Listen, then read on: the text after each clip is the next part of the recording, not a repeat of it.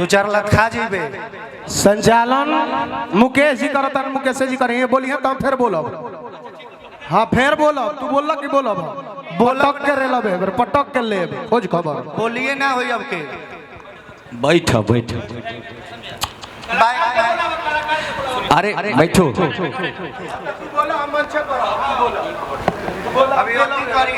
चलिए जी बैठी ना आप बैठी रहो बैठी हाँ ठीक है बैठी बैठी आई दिलवा की दीवाना बाल लगौले निशाना बात बहरे हथवा में गोरी हमारा किस्मत में। स्वागत म्यूजिक के मलिकार सिकंदर भैया के सम्मानित ना भाई अरे भैया आज यहाँ के कंपनी से ना जाने कोई गाना हिट कैलो स्वागत म्यूजिक सिकंदर भैया हमनी के जिगर के टुकड़ा उपस्थित बानी एक एगो गमछी सम्मान कमरियों से पातर बलमुआ हवा यहाँ के चैनल से लगभग परमाने आशीर्वाद दे जोरदार ताली। अब गमछी लौटा दे भाई कर गाना के लास्ट अंतरा हाँ कि बिन तोहरा बिखर जाई मिलबू त सवर जाई जदि प्यार के बैना फेरबू अजियते जी जानम मर जाई।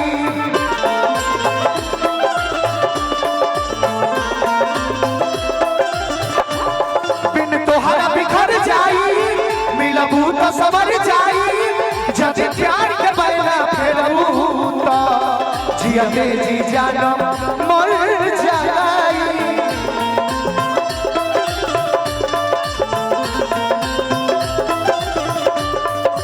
दिल ना मानी हो सुनाई रानी दिल ना मानी सुनाई रानी रोशन पर कुछ होई हानी जाले के मानी जाले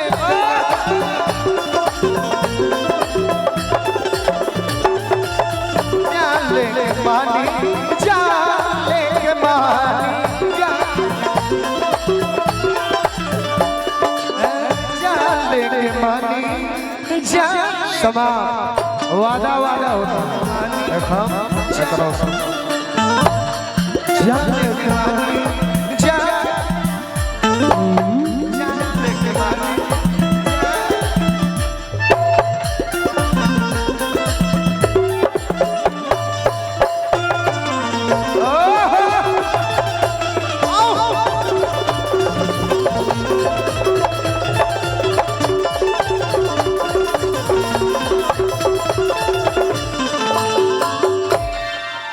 चलिए कोनो गलती भाई लोग के ओकरा खातिर क्षमा प्रार्थी बानी जाएगो ताली बजा के आशीर्वाद रवा सब दे दी। और मंच के दाएं बाएं समीप जे भी कलाकार बनी सबके स्वागत बा एक से बढ़ के एक गायक उपस्थित रोक जा बाबा तू काहे लास्ट में खाउन खाउन कइले बड़ा हाथ उठ छूट जाई त बेकार में गलत हो जाई तो खाउन खाउन करियन त लगिहन पाहुन पाहुन करे तुरंत ही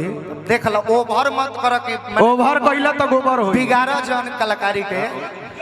बिगाड़े के कोशिश मत करो मार दे दूल्हा पर नाच के गिर जेबे बैठ जो बाबू ना तब व्यवस्था होई जा तोर चिन्हा तरे नु हम के हई बैठ चुपचाप एगो ताली बजा के आशीर्वाद रहो सबे दे दी हर हरिया पर मत जाग बाबू ते 2-4 लाख खा जीबे। संचालन मुकेश जी करता मुकेश जी करेंगे बोलिए तो फिर बोलो। हाँ फिर बोलो तू बोल कि बोलो बोलक के रे लबे पटक के ले खोज खबर बोलिए ना होई अब के बैठ बैठ अरे बैठो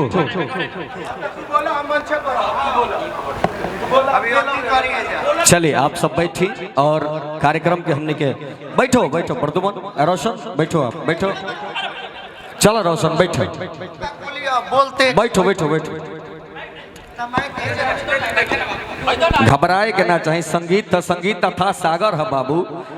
घबराए के ना चाहिए संगीत तथा सागर है बैठ एक से एक लोग बा काहे घबरा जाता रहा अपने में तू काहे घबरा जाता रहा। दीपक दिलदार जी आ जा मंच पे आई दीपक जी आप आए बैठा रहो सब प्रदुमन बैठो आप सिकंदर जी बैठी ना आप बैठी रहो बैठी हाँ ठीक है बैठी बैठी आई हाँ हाँ ठीक तो ये सब भाई है सुनो ना आप आइए दीपक जी आप आइए अभी 1 साल पहले मेरा भाई हमसे मिला था, बोला कि संदीप बाबा हम लोग कार्यक्रम करेंगे, मंच स्टेज कार्यक्रम, हम लोग साथ में मिल के कार्यक्रम करेंगे। तो हम लोग साथ में मिल के कार्यक्रम करेंगे। हमको अच्छा लगा कि मंच स्टेज प्रोग्राम मेरा भाई कर रहा है, अब तो अच्छा लगा आप सुन के। तो आप लोग बैठ के करो, घबराओ मत। कार्यक्रम है, संगीत है, संगीत बहुत बड़ी दुनिया है, संगीत बहुत बड़ी दुनिया है, संगीत में लेके चलना है। समाज है मेरे भाई,